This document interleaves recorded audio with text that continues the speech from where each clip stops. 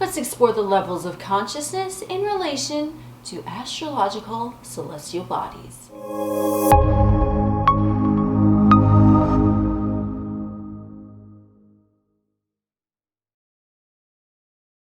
What is up, AlienARMy? I am Oculus, the alien next door, purveyor of esoteric lore, and on this channel we discuss everything out of this world. Today's topic, I am just going to be freestyling because I channeled some information, I wrote down a few notes, and I want to share it. That's what I got for you. So, we're going to be talking about astrology and what the different celestial bodies mean, and how they are congruent with different levels of consciousness. Now, this is not anything that I've read anywhere or seen anywhere or heard anywhere. This is just stuff that resonates with me, that I channeled, and I was like, oh snap, that kind of makes sense. So here we go. Now, first we have the sun and the moon, which I always say they are not planets, they are celestial bodies, they are luminaries. So we have the sun, which is what I like to call the conscious ego, fuel of the seen. And then we have the moon, the subconscious ego, the fuel of the unseen. So let me get started with these. Now, first of all, with the stages of consciousness. Remember, I have a degree in being me only. So this is just what resonates with me, how I channel and how I interpret different levels of consciousness. Please only take what resonates with you. So when we have our consciousness, the body of consciousness, things that we are aware of, typically we are aware of our sun sign characteristics because that is pretty much what everyone learns about first in astrology. Of course, there are some exceptions, but you know, roll with me here, okay? Just rolling with the homies. Yes. So we are taking the sun with consciousness. This is what we are aware of. The sun illuminates because it's bright, okay? So we are oftentimes aware of the traits and the characteristics of our sun sign. And because we are talking about the ego, the sun is the ego, how the self views the self. So if we want to take it how our higher self views our physical body, then that would be a separation of ego, because the higher self is aware that we are not our physical body. Our physical body is just that. It's a vessel in which we inhabit, but in our physical body, we are identifying egoistically as the characteristics and traits of our sun sign. So we are typically consciously aware of these characteristics. So this is why we're talking about consciousness. So on the different conscious scale, we can look at our sun as things that we are aware of within ourself. And also when we want to manifest things, we can use our sun sign traits, because these are typically things that we know that we are good at, or we know that aren't our strongest points. We're just aware of them. Now, when we want to look at the moon, the subconscious ego, okay, this is fuel of the unseen. Now, this is where it gets a little tricky, because the subconscious mind is very deep and it has a lot going on in it if you are familiar with the different levels of consciousness. But as I'm interpreting it as a fuel of the unseen, as the sun illuminates what we know about ourselves consciously, the moon is sort of fueling things, but it's running on autopilot, okay? So a lot of stuff that's going on within our moon sign carries with us the emotions, okay? Remember, subconscious mind can be likened to emotions. So these are remnants of different emotions that we felt throughout our journey in this physical vessel, and we might not be aware of it, but our ego is aware of it. So that's why when we get this little like paradigm where the autopilot kicks on, and let's say we're confronted with a situation that is something similar to something in our past that we did not like. Now, our subconscious fuel, right, our subconscious fuel ego, we are not consciously aware that we're running on autopilot, right? Because if we were aware, then we wouldn't take ourselves off of autopilot and fly the plane, right? But now we have our emotions, our subconscious, piloting our human body enterprise. So this is the fuel of the unseen, because when we have a knee-jerk reaction, this is typically stemming from the characteristics and traits of our moon. And this is how we are going to typically knee-jerk react, where the moon sign lays in our chart. Now, the moon sign, in order to release these knee-jerk reactions, we need to shine our sun sign characteristics onto it and then take them out, examine them by the light of the day, by the light of the sun, and then we tuck them in their little box, and now we know about them and we're aware, and then they don't drive us from behind the scenes anymore.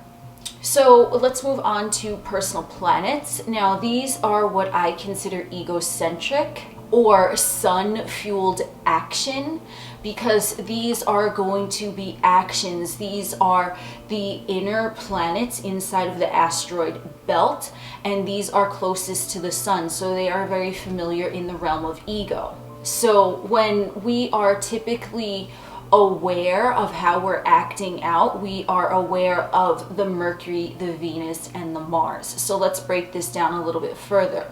So Mercury is conscious because it is egocentric, and Mercury is intellectually driven relations with the other. Venus is conscious and is emotionally driven relations with the other. Mars is conscious and it's physically driven relations with the other. Because remember, when we're talking about planets being egocentric, as conveyed to me, they are still in that realm of separation. So when I say the other, that means that there is still an awareness of a separation betwixt the native individual and whom they happen to be dealing with. So these planets, Mercury, Venus, and Mars, are operating consciously out of separation and egocentric illusion. So this doesn't mean that these planets themselves are not valid. It's just this is how they're going to be expressed when you're really working from that third dimensional awareness of conscious planes. So someone might be very well aware of how their Mercury behaves when dealing with another, how their Venus behaves when dealing with another, how Mars behaves when dealing with another. So these three planets are going to express themselves as I just mentioned, and they are going to be interacting with the other as if the other is separate from the self. So this is where you might say, for example, with Mercury, with communication, someone might behave in their Mercury placement in a way where they're like, oh, well, I don't like what they said to me, right? Putting it on the other. If someone is relating from their Venus placement, I don't like how this person made me feel. They're putting it on the other. When someone is operating from their Mars placement, they're saying, well, I did this because they did that. They're putting it on the other, you see? So it's more of a sort of like reaction rather than a response. Next, we have our intermediate planets. Now, these are what I call conduits betwixt the ego self and the higher self, because these two fall outside of the asteroid belt. So they're moving away from the personal egocentric conscious placements over there, and now we're leading into something broader. So as conveyed to me, Jupiter and Saturn utilize both the sun and the moon aspects. So they are going to be conscious like the sun, but they are also subconscious like the moon. So when someone is operating consciously, they are going to be aware of how Jupiter and Saturn are behaving. And when someone is operating from that subconscious knee-jerk level, they are going to be still having the effects of Jupiter and Saturn, but they're not going to be aware of it. So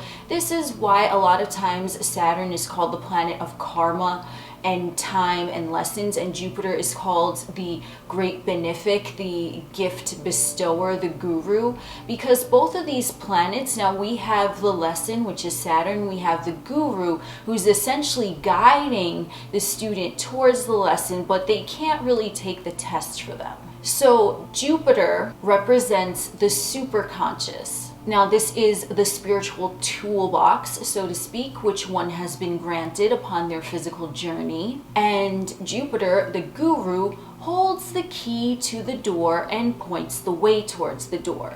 Jupiter cannot make anyone walk in, but simply shows them that the door is there. Saturn is unconscious. And this is where the utilizations of the tool that was handed to us from the toolbox by Jupiter, this is how the tools are utilized and how the tools yield great reward, because Jupiter as the guru is giving us this gift, but it is up to us how we utilize these gifts to step through the threshold of Saturn instead of repeating patterns over and over again because they are unconsciously embedded in us. So as Jupiter is the superconscious, now we brought in two more planes of consciousness, the superconscious with Jupiter and the unconscious with Saturn. So the superconscious, as conveyed to me in this astrological context, is this is the mind of the all. This is where everything is. This is Alpha and Omega. This is ground zero. This is where it all starts. This is essentially the Big Bang. So Jupiter is giving us this gift of this superconscious energy, but we see this gift, but if we are still in those lower dimensions of consciousness and we are still operating from our lower chakras or from the egoistic mind, we are not going to really notice the gifts of Jupiter. We're not going to notice that golden toolbox because we just simply, our awareness is not tapped into those higher frequencies. So Saturn and Jupiter, to me, work together in order to point out the doorway and open the door for you. So Saturn, as conveyed to me, is unconscious, and this is why Saturn is associated with karma and time and these constructs that the ego has built up. So with Saturn, we have, yes, you have this great toolbox bestowed upon you by the guru Jupiter, but how are you going to use those tools? Are you even recognizing that you have those tools? So your Jupiter house placements are really where you're tapped into the superconscious, the mind of all that is. That's why they call Jupiter the planet of luck and things like that, because really there is no luck. It's just everything is all good all the time in 5D and above, but because we're in this little construct of our human vessel, then we are seeing things from that ego, through that ego veil of separation. So Saturn with the unconscious. Now the unconscious mind goes way deeper than the subconscious mind. The unconscious mind is essentially every memory that we've ever had. So if you, on this day 5 years ago, what were you doing at 4:59 p.m.? Your unconscious mind knows that. So your conscious mind and your subconscious mind even might not even be aware of that, but your unconscious mind, this is sort of like the hard drive of your soul and your psyche. So Saturn here, this is everything. This is the depths. This is also why planet is known as the planet of like karmic ties, because the unconscious is going way back, even into previous lives. So the unconscious, this is why sometimes when there's a situation going on the third dimensional plane and, you know, one feels like they're simply stuck, they can't get out of it, they keep repeating the same thing, it might be because it's stored in that unconscious part of the mind with Saturn, and Saturn is holding on to it because Saturn is placed in our charts to show us how to release the attachment to the third dimensional plane and that ego driven scenario. So Saturn and Jupiter work very close together, at least this is how it's conveyed to me, because they are the intermediaries betwixt the ego planets and the superconscious higher knowledge planets. So Jupiter we want to think of as, here's your free gift, you entered your physical body, you've incarnated on earth, here's your free gift, you get one, you get one, you get one, right? And then Saturn is here like, well, we've seen these gifts before. Are you going to let it sit there and gather dust, or are you going to use them?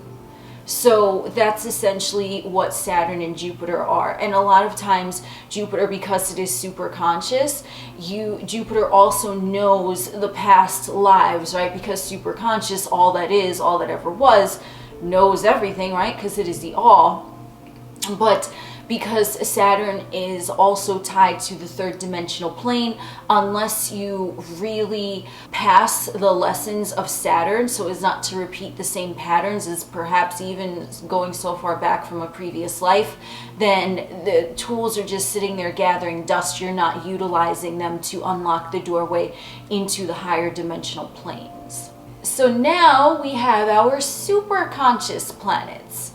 And these are how the self communes with the all. So these are going to be utilized in congruence with the moon placement and moon fueled intuition, because the inner planets, Mercury, Venus, Mars, are sun fueled and they're action oriented, right? And they're seeing the other as separate. These planets, Uranus, Neptune, and Pluto, because they're operating at such a high frequency, they are taking in everything as all as one. And when you're operating at such a high frequency, you need to utilize your instinct and your intuition rather than physical actions, because remember, the higher planes of consciousness, there is no physical anything. It's just ether and everything is one. So Uranus is super conscious, and it is intellectually driven relations with the all. Neptune is super conscious, and it's emotionally driven relations with the all. Pluto is super conscious and is physically driven relations with the all. So I know I just said that physicality doesn't exist on the higher dimensional planes, so I am going to explain that. I'm not just walking in circles here, I promise. So first let's start with Uranus. And if you notice what I did there, we have Mercury intellect with the other, we have Uranus intellect with the all, then we have Venus emotions regarding others, in relation to others, then we have Neptune emotions in relation to the all, and then we have Mars actions in regards to others, and then we have Pluto actions in regards to the all. So if we want to look at all, because these three planets are the higher octaves of the inner planets, that's essentially what it is. So when we are interacting with the all from the Uranus standpoint, this is why how these three planets manifest in the natal chart into someone's personality and how they go about their life in their third dimensional vessel.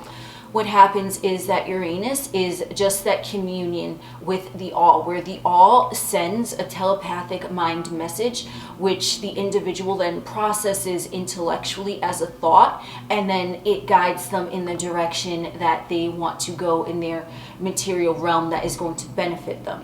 When we have Neptune, Neptune is communion with the all through feeling. So this is when, let's say someone walks into a room or they meet someone new and they get a vibe, they just get a vibe and they don't know why they feel a certain way and there's no rhyme or reason to it. This is Neptune, the all, communicating with that individual in order to guide them either deeper into that room if the vibe feels good, or to run in the other direction if the vibe is shitty. Then we have Pluto, and I told you I would get to Pluto. So Pluto is a very interesting one because this is the planet of powerful transformation on a mass scale. So when we're talking about physical actions, now our physical actions are going to be carried out by Mars, but they are going to be typically guided by Pluto. Now, when, let's say we have a Mars type of reaction, right? Because Mars is ego driven,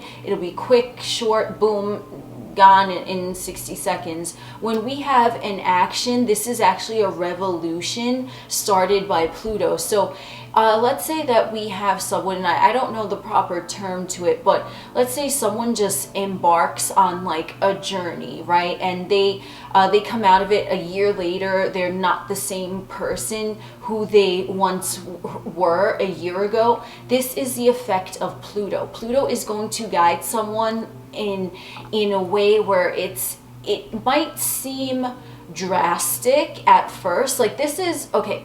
Let's say someone, I don't know, I've heard of this, like when someone gets out of a relationship, they like change their hair dramatically, they shave their head, or they cut their hair, they color their hair, right?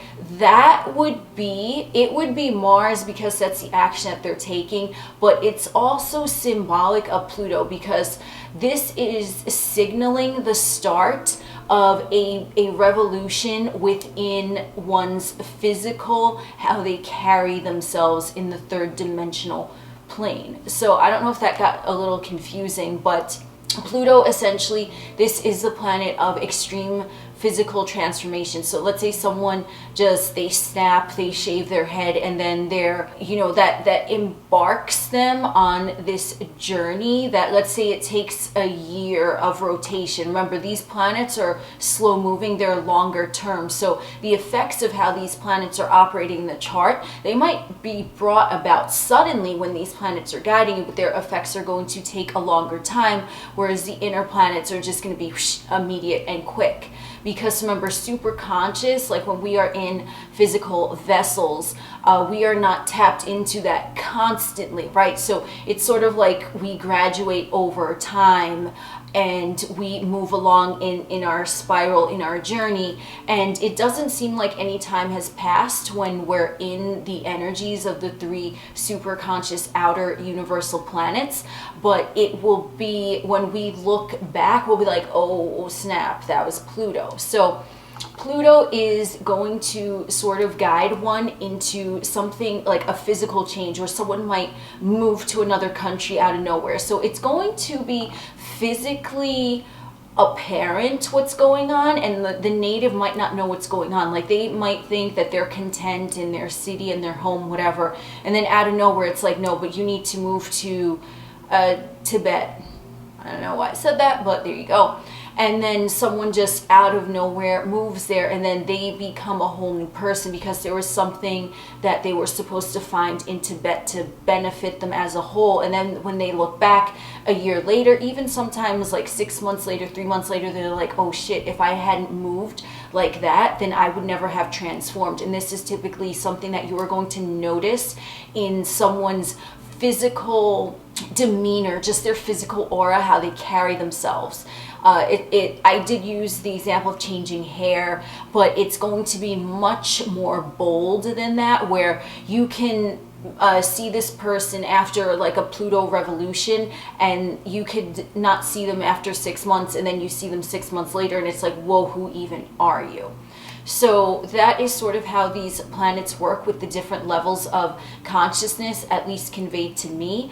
And how you can see them play out in your chart is your physical actions, the things that you identify with consciously are going to be the inner planets, and then the things that you are more intuitively guided to, like it's like, well, why did you take the long way home from work that day? You know, it's sort of like, it doesn't make sense, but then when you look back on it after an amount of time, and you're like, oh shit, I see what you did there. So those are going to be the outer planets, and the bridge, the doorway, is going to be Jupiter and Saturn, and how we utilize the Mercury, Venus, and Mars.